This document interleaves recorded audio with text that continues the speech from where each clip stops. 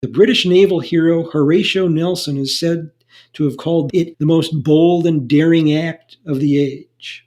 I'm Beth Sawyer, and I'm a web content developer at Monticello. Hi, I'm Steve Light, and I am the Director of Education and Visitor Programs at Monticello. Welcome back to another episode of In the Course of Human Events, Monticello's podcast. And today we're going to be talking about pirates.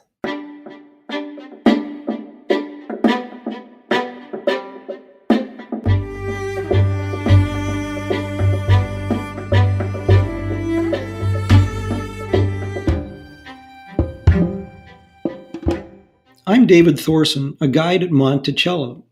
Among the curiosities on display in the house, visitors often want to know more about the curved sword at the foot of Jefferson's bed.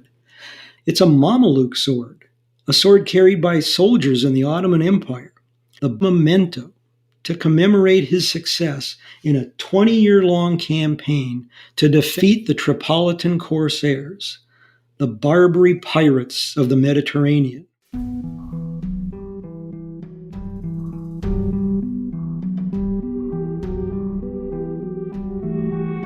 When Jefferson was minister to France from 1784 to 1789, he and his friend and fellow diplomat John Adams faced a major crisis. American merchant ships, unprotected since the disbanding of the Continental Navy, were being hijacked. Their crews were being held for ransom or enslaved by the Barbary coast states of Morocco, Tunis, Algiers, and Tripoli, countries that are on the northern border of Africa in the Mediterranean. European powers were long accustomed to buying protection from Barbary piracy by paying tribute. They advised America to just do the same. Jefferson and Adams did secure a treaty of friendship with Morocco in 1787, but they were unable to do so with the other Barbary states who demanded enormous sums of tribute the U.S. couldn't afford. So this whole idea that David is talking about of paying tribute, I wonder if this kind of tactic was used a lot at the time? The act of paying tribute was something employed by the Ottoman Empire, these Barbary states. They could receive these tributes, receive this money in exchange for safe passage, and that was a way to bolster their own coffers. But when they use the term corsairs, they're really talking about either what we would call a privateer or perhaps more simply a pirate, right? These are individuals who are sailing military vessels with permission from these states, and their goal really is to raid commerce. Exactly. Merchant vessels were often targeted by privateers. This especially happened during times of war. The line between privateering, where you had the blessing of your government to go out and secure prizes in the name of your country, versus a private pirate, so people that are just in it for themselves, I think it often got a little blurry. Interesting. And I suppose, especially in times of war, one country viewing a vessel as a privateer pursuing legitimate war aims was probably viewed by another country more as a pirate, right? Yes, I think a lot of it is in the eye of the beholder. If you were a captain on a British naval vessel and you saw a French merchant ship in the Channel or the Mediterranean, you could capture that vessel and sail that ship back to an English port, and the materials on it would be sold, and the officers and seamen on the naval vessel, they would all receive prize money. And it was a way that they could supplement their income. So there was a lot of incentive during wartime for these individual captains and their crews to take part in seizing prizes. Adams and Jefferson were frustrated that America was in a weak position. It had no maritime force to take on the pirates. Jefferson wrote Adams, it would be best to effect a peace through the medium of war, to obtain justice, honor, and respect, and avoid Americans being constantly extorted by the Barbary pirates. Adams wrote Jefferson, it would be a good occasion to begin a navy. As Secretary of State, In his reports to President Washington and the Congress, Jefferson favored the use of force, either by America alone or alongside like-minded nations. He wanted to solve the problem of the Barbary pirates and proposed a naval construction program. Washington himself wrote, "Would to heaven we had a navy to reform those enemies." However, Congress was unwilling to fund the Navy and refused to allocate money to pay the tribute demanded by the Barbary powers. That left American citizens and merchant ship owners vulnerable to the Barbary states. And now they were sailing into the Atlantic, capturing U.S. ships and ransoming their crews. They seized 11 U.S. merchant ships in 1793 alone. Finally, at George Washington's urging, Congress acted and funded a dual policy of treaty making with the Barbary states while reviving the U.S. Navy. The U.S. negotiated treaties with Tripoli, Algiers, and Tunis to pay tribute in exchange for an end to piracy, while the construction of warships, particularly 6 frigates including USS Constitution, created the maritime force that Adams and Jefferson long advocated to defend American interests abroad. As president, John Adams' foreign policy challenges did not involve the Barbary pirates. But when Jefferson became president in 1801, Yusuf Karamelli, the ruling Bey of Tripoli, saw the change of administration as an opportunity to demand more tribute from America. Karamelli threatened to tear up the treaty and return to piracy unless he was paid $225,000 in tribute. Jefferson refused to pay the tribute, and Karamelli declared war on America. Tunis and Algiers maintained their neutrality while awaiting the outcome of this confrontation. So, Steve, it's kind of bizarre to think that we had a navy during the Revolutionary War. Everyone knows the Battle of Yorktown, but that it would be disbanded so quickly after the Revolution. What led to that happening? During the Revolution, we had the benefit of having the French Navy, which was much better than our kind of fledgling Navy. There were efforts to strengthen the Navy in the early Republic, but one of the things that many of the founders distrusted was this idea of a standing army. And they also thought that having a Navy would be more likely to get us entangled in these foreign wars. They see the Navy as kind of a waste of the country's money. They don't want to rack up debt. They don't want high taxes. They also do not want the young country to be a commercial empire. They see that as the country they left, Great Britain. They want the country to be kind of inward focused. And so Jefferson, at least before he becomes president, is an advocate of only building enough military strength to defend our borders, basically, and not to be involved halfway around the world. That's really interesting to think that there was a strong support for such an isolationist start to the country. And it's interesting, too, that really only lasts for 1 or 2 generations. It's as if America can't help but become embroiled at a certain point in international politics. Yeah, and it's also interesting to note that when Jefferson and others don't want to see a commercial empire engaged halfway around the world in Europe, he very much has an eye on the American West, which of course will bring us into military conflict with American Indian nations later in the 1800s. That's a good point. So rather than going back to Europe, Jefferson and others are looking westward and looking sort of towards new unexplored regions. In May 1801, Jefferson's cabinet unanimously favored deploying the Navy and Marine Corps to deal with Tripoli. But a constitutional question arose. Did deploying the Navy and Marine Corps require approval from Congress, or could the president just send them abroad as commander-in-chief? Jefferson asserted his executive authority and ordered America's naval forces to the Mediterranean to search for and destroy the enemy's vessels, to protect our commerce and chastise their insolence.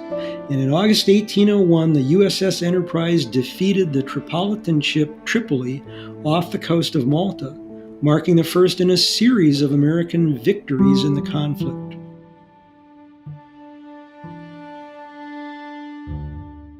It is a really surprising part of this story that Jefferson makes use of the executive branch and the ability to take action without an act of Congress. Given the formation of the country and Jefferson's role in that, I found that really surprising that he takes the initiative on his own. Jefferson famously has debates with Alexander Hamilton when they're considering a national bank over what implied powers the U.S. Constitution has. And Jefferson argues that the Constitution should be interpreted literally. But throughout his presidency, he has troubles with this, and he turns to his own Secretary of State, James Madison, who, of course, was one of the framers of the U.S. Constitution and one of the authors of the Federalist Papers to help get the Constitution ratified. And Madison and Jefferson have these discussions over what powers he does and does not have. Jefferson and Madison are often kind of viewed as these allies in lockstep. That's certainly how they're portrayed, for instance, in the musical Hamilton. But Madison certainly has a more expansive view of what powers are present in that U.S. Constitution. And so when Jefferson is struggling with his own ideas about what he's allowed and not allowed to do, Madison is there to push his friend a little bit and to essentially offer him a more expansive view of his powers. Things that we take for granted today of how the government works and sort of standard protocols, the founders were having to figure it out as things came up, but setting precedent for future generations.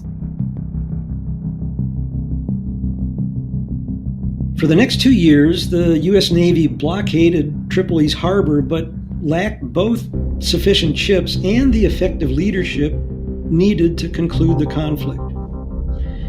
In the summer of 1803, Jefferson named Captain Edward Preble as Commodore of an enlarged Mediterranean squadron.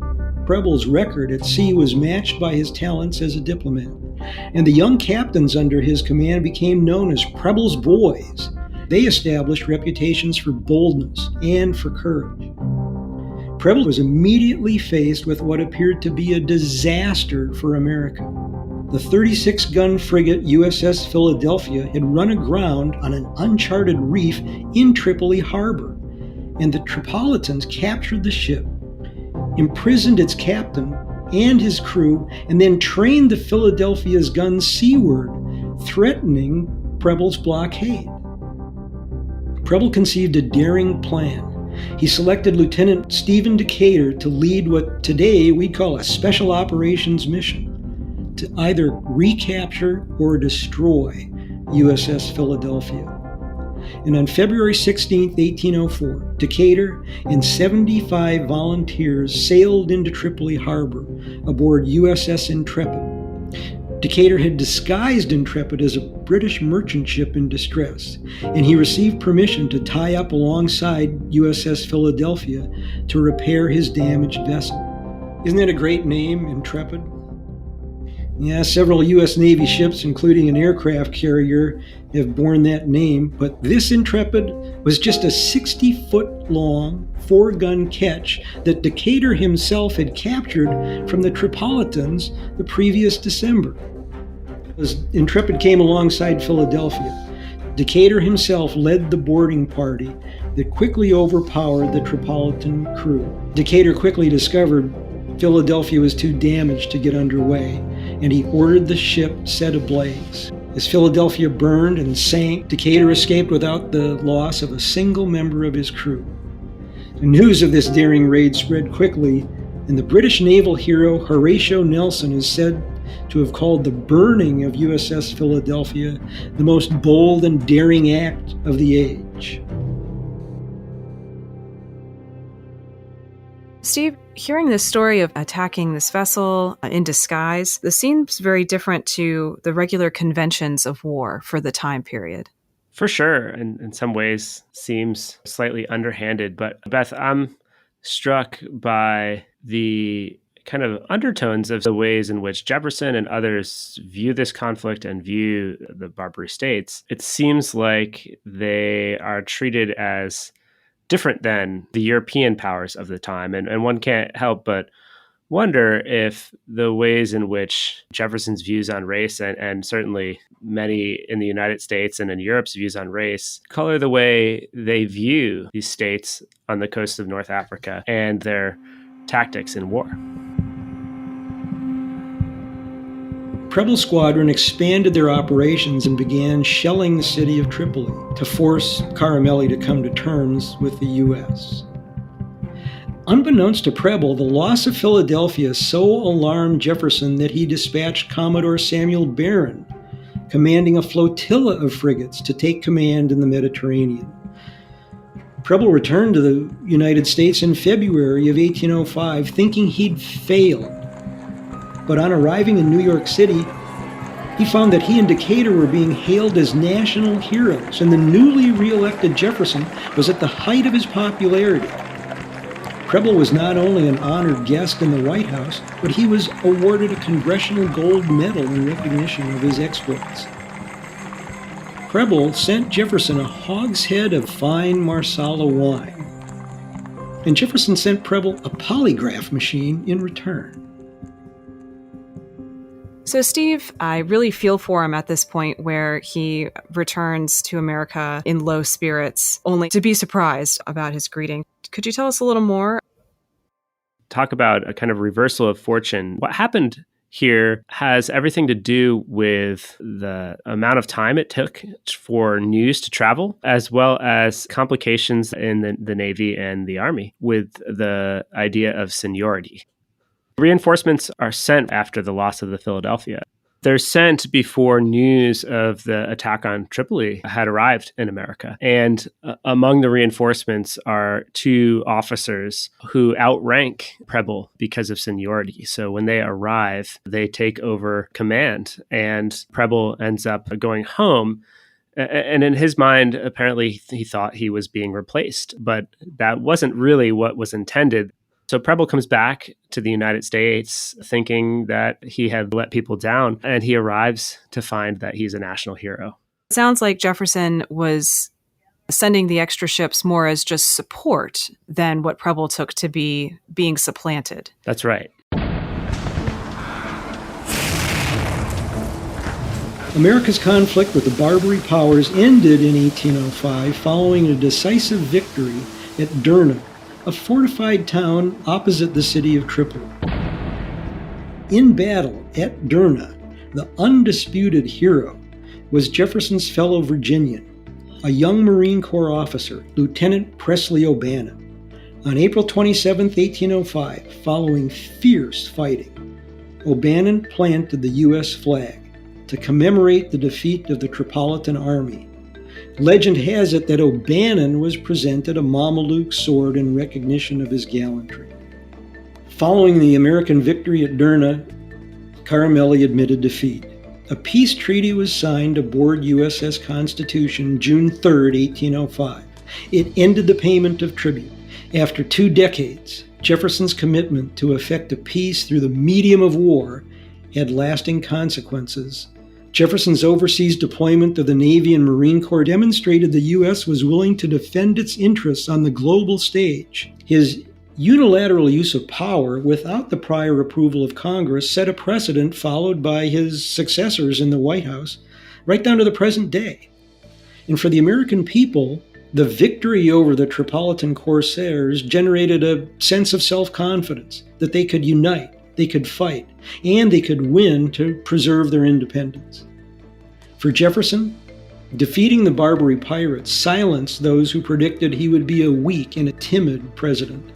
For Edward Preble, the war took a physical toll he never went to see again. And Preble's boys, including Stephen Decatur, they'd go on to become heroes in the War of 1812. Presley O'Bannon left the Marine Corps in 1807, settled in Kentucky, served in the state legislature, and the Marine Corps Mameluke sword and the Marine hymns lyric "To the Shores of Tripoli" memorialize O'Bannon's heroism. The U.S. Navy has recognized the participants in the Barbary War, naming ships including USS Thomas Jefferson, Bainbridge, Decatur, O'Bannon, and Preble in their honor.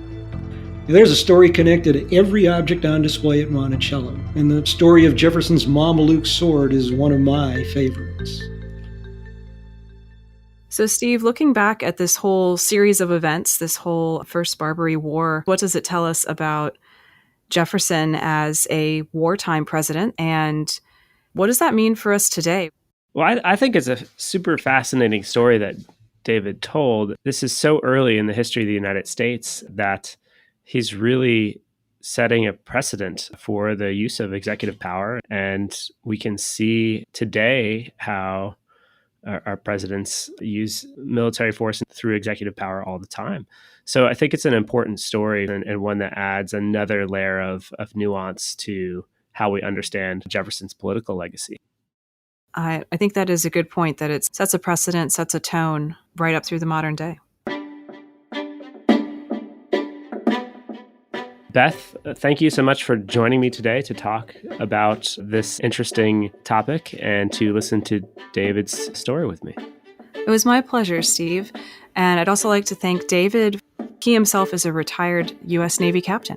That's right. He has expert knowledge of the U.S. Navy from his own experience. And finally, we'd like to thank the listeners for joining us today on In the Course of Human Events. We hope you'll join us for our next story.